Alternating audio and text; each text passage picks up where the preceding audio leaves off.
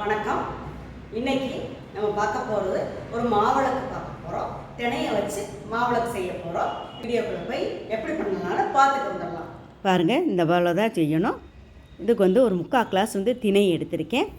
இது 2 தவணை நல்லா தண்ணி ஊற்றி கழுகி எடுத்துக்கணும். இது போல் நல்லா கழுகிட்டு தண்ணியை வடிச்சிட்டு இது முழுகிற அளவுக்கு தண்ணி ஊற்றி ஒரு 1/2 மணி நேரம் 3/4 மணி நேரம் ஊறினா போகிறோம். நல்லா தண்ணியை வடித்து ஒரு ஃபில்ட்ரு எடுத்து வடிகட்டிக்கலாம். பிறகு ஒரு துணியில் போட்டு காட்டன் துணியில் போட்டு கொஞ்சம் ஈரப்பசையோடு காய வச்சு எடுத்துக்கலாம்.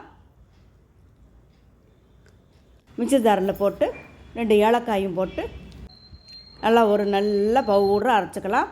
பாருங்கள், என்னோட்டு நல்ல பவுடராகவே ஆயிடுச்சு. நான் ஜலிக்கலை. கொஞ்சம் குருணையாக இருந்துச்சுன்னா ஜலிச்சு எடுத்துக்கங்க. இதுக்கு 3/4 கிளாஸ் நம்ம தினை போட்டோம். 1/4 கிளாஸ் நான் வெள்ளை பொடிச்ச வெல்லம் போட்டுக்கிறேன். தினை சிறுதானிய வகையில் ஒன்று வெல்லமும் போட்டு செய்கிறதுனால அதிக சத்து நிறைந்தது. பாருங்கள், இந்த மாவிளக்கு ரெடி பண்ணிட்டோம். பிள்ளைங்களுக்கெல்லாம் செஞ்சு கொடுக்கறது ரொம்ப நல்லது.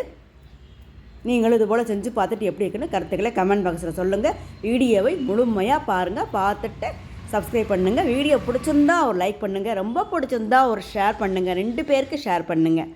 வீடியோவை முழுமையாக பார்த்த அனைவருக்கும் மிக்க நன்றி. எல்லாரும் தீப திருநாளை நல்லா எல்லா வீடு முழுவதும் தீபத்தை ஏற்றி எல்லாரும் சிறப்பாக கொண்டாடலாம். எல்லாரும் நல்லா இருக்கணும். சாமியை நான் வேண்டிக்கிறேன்.